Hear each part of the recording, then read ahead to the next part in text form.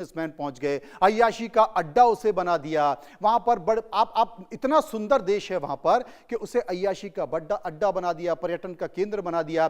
दुनिया में जितना भी जिस जिस देश में जुआ चलता है वो वहां से ज्यादा जुए का अड्डा यहां पर बना दिया। और अभी हाल ही में अमेरिका, डोनाल्ड ट्रंप की यहां पर नजर क्यों है ये भी आपको बताऊंगा। और उसके बाद फिर फिदल कास्त्रो आया, वहां पर राष्ट्रीय की भावना जगाई और धीरे धीरे अमेरिकन के खिलाफ उसने लोगों को उकसाया। और यही कारण है कि अमेरिका के लोगों को क्यूबा से मार भगाया अमेरिका ने। यह दर्द क्यूबन्स के अंदर था और अमेरिका के बैंकों को फिर फिदल कास्त्रो ने कब्जा किया, कम्युनिस्ट शासन की वहां स्थापना की।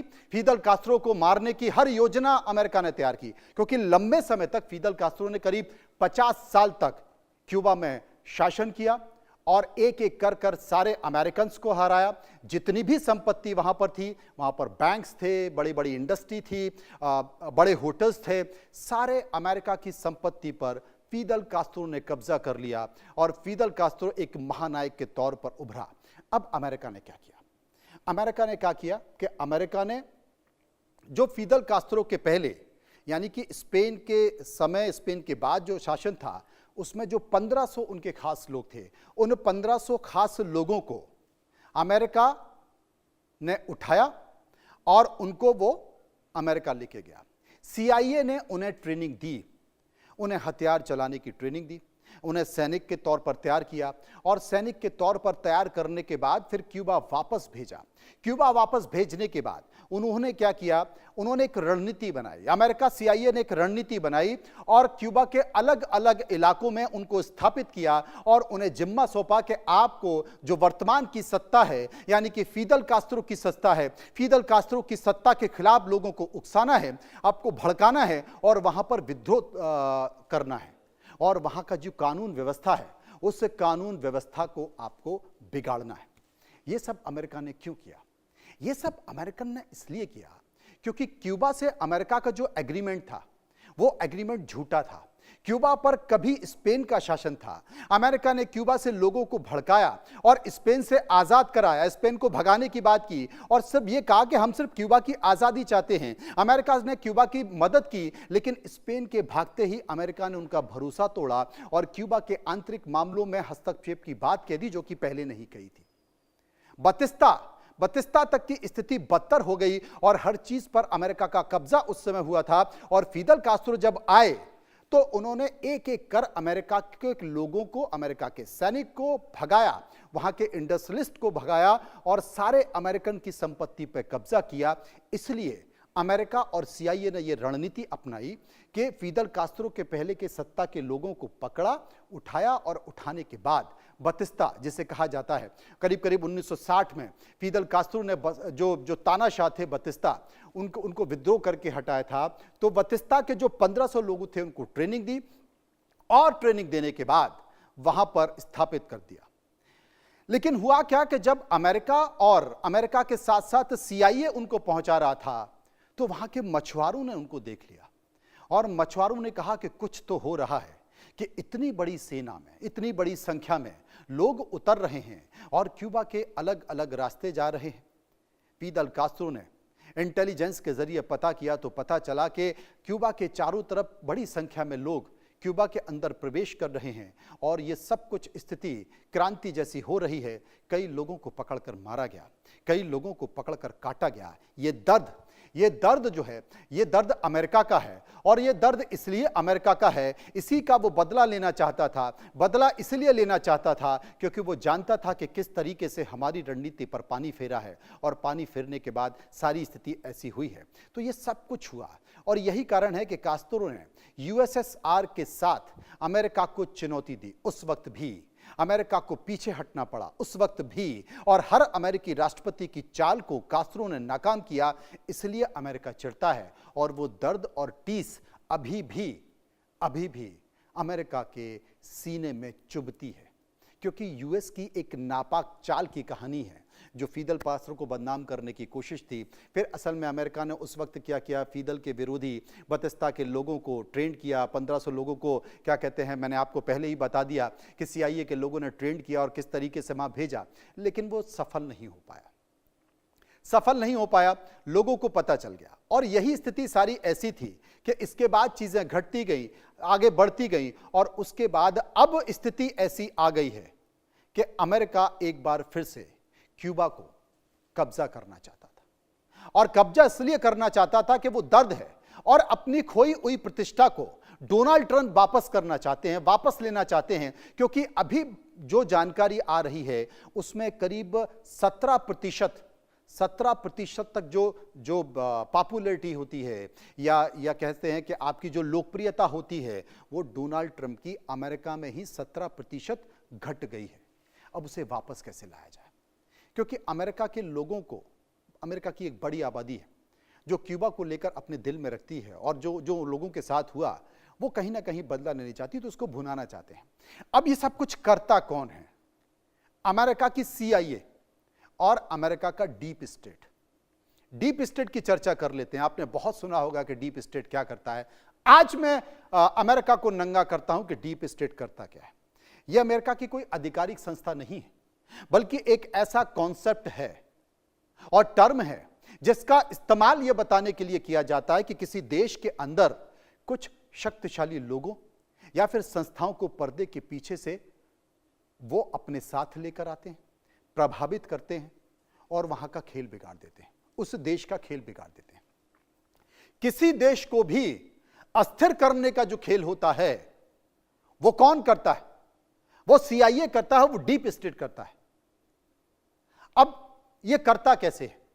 किसी भी देश के कुछ लोगों को, कुछ प्रभावशाली लोगों को, कुछ प्रभावशाली संस्थाओं को, या कुछ छोटी छोटी पार्टी या बड़ी पार्टियों को ये प्रभावित करते हैं, ये फंडिंग के जरिए प्रभावित करते हैं, ये प्रलोभन के जरिए प्रभावित करते हैं। हाल के दिनों में आपने देखा होगा बांग्लादेश में क्या हुआ, श्रीलंका में क्या हुआ, म्यांमार में क्या हुआ। तमाम ऐसे देश जहां पर कि ये वहां के लॉ एंड ऑर्डर को खराब करते हैं। ईरान का ही उदाहरण ले लीजिए।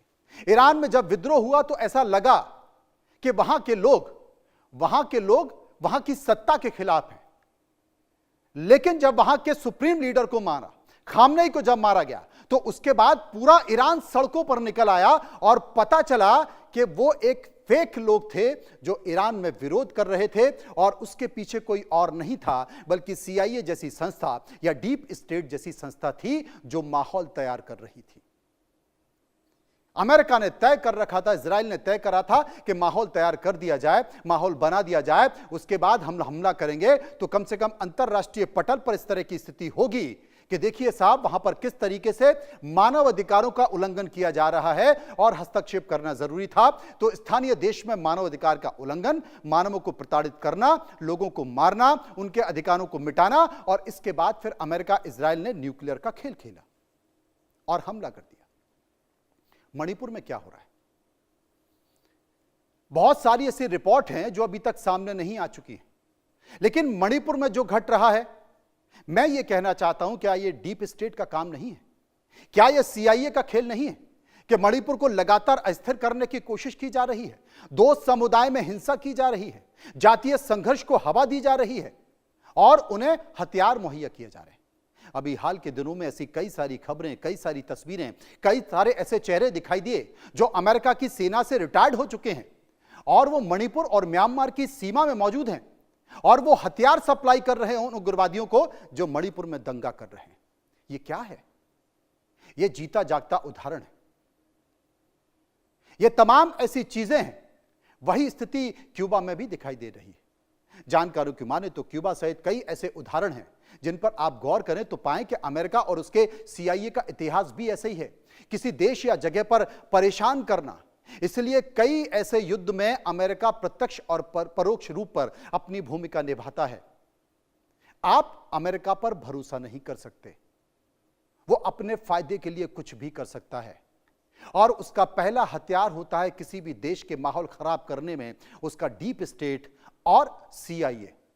वो वहां पर अंदरूनी हालत खराब करता है, अशांति पैदा करता है, दंगे करवाता है, सरकार के खिलाफ, वर्तमान जो भी सरकार होती है उसके खिलाफ माहौल बनाता है। हमने बांग्लादेश में देखा, हमने नेपाल में देखा, हम ईरान में देख रहे हैं। इसलिए क्यूबा की भी ऐसी हालत है। वापस क्यूबा पर लौटते हैं। दरअसल क्यूबा लंबे समय से 1960 की क्रांति से पहले अमेरिका का प्रभाव वहां पर देखा जाता था। यहां तक कि अमेरिकी पर्यटक वहां पर बड़ी संख्या में थे। कैसीनो, जुआघर, नाइट क्लब, मनोरंजन इंडस्ट्री, एक बड़ी इंडस्ट्री थी वहां पर। एंटरटेनमेंट कह सकते हैं कि अय्याशी का एक बड़ा अड्डा वहां पर था। कुछ जगहों पर माफिया नेटवर्क भी सक्रिय था। हथियार और ड्रग्स का बड़ा खेल वहां पर होता था। कहा यह भी जाता है कि 2011 में यहां पर ट्रंप का एक गोल्फ कोर्स भी बनाना था और ट्रंप खुद क्यूबा में गए थे और वहां बड़े गोल्फ कोर्स के लिए, बड़े कसिनो के लिए उन्होंने जगह देखी थी। रिपोर्ट्स में यह भी कहा गया है कि 1990 के आसपास क्यूबा में ऐसी संभावनाएं डोनाल्ड ट्रंप और उनकी कंपनी के लोगों ने वहां पर देखी थी। मानवीय हितों को ताक पर रखकर अमेरिका अपना स्वार्थ देखता है, सिर्फ स्वार्थ देखता है। इसको लेकर यह बहस जारी है कि क्यूबा में अमेरिका फिर से अपना अय्याशी का वाकई कोई अड्डा बनाना चाहता है, क्यूबा के संसाधनों को अपने कब्जे में लेना चाहता है। अमेरिका से सतर्क रहने की जरूरत है। वो किसी का भी सगा नहीं, वो अपने फायदे के लिए किसी को भी निगल सकता है। क्यूबा में झूठा भरोसा इसका उदाहरण है, उसका एग्रीमेंट इसका उदाहरण है, वेनेजुएला में सत्ता परिवर्तन इसका उदाहरण है, ईरान इराक की जंग इसका उदाहरण है, अफगानिस्तान का उदाहरण सबके सामने है। हर जगह अमेरिका ने अपना स्वार्थ ही देखा है। मौजूदा जंग से दुनिया में तेल संकट, छोटे देश ज्यादा परेशान है और अमेरिका बेपरवाह है। अमेरिका के इस्तेमाल की रणनीति भी यही है। और आपको यह भी बता दूं कि अमेरिका की विदेश नीति कभी नहीं बदलती है, उनके चेहरे जरूर बदल जाते हैं। डोनाल्ड ट्रंप के पहले राष्ट्रपति कोई और था। बांग्लादेश में सत्ता परिवर्तन हुआ।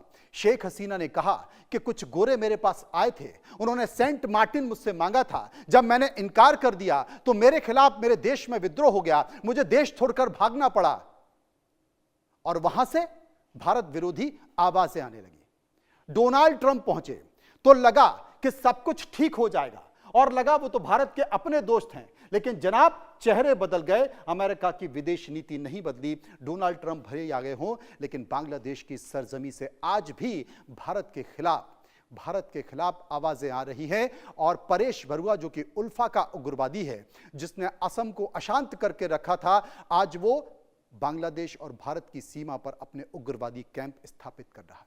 वहां पर आईएसआई देखी जा रही है, यानी कि अमेरिका कुछ गढ़ रहा है। आप कल्पना कीजिए कि अमेरिका क्या है। अमेरिका पर भरोसा नहीं किया जा सकता, लेकिन आरोप हमेशा चीन के ऊपर लगता है कि चीन विस्तारवादी नीति को अपनाकर कई देशों की जमीनें हड़प रहा है। लेकिन इस वक्त अमेरिका एक गंदे इरादे से कई देशों को कब्जा कर रहा है, संसाधनों को लेकर कब्जा कर रहा है। और यही कारण है कि 50 साल तक उसे क्यूबा का दोहन किया और उसके बाद फिर से जब फिदल कास्त्रो ने उस दोहन को रोका तो एक बार फिर से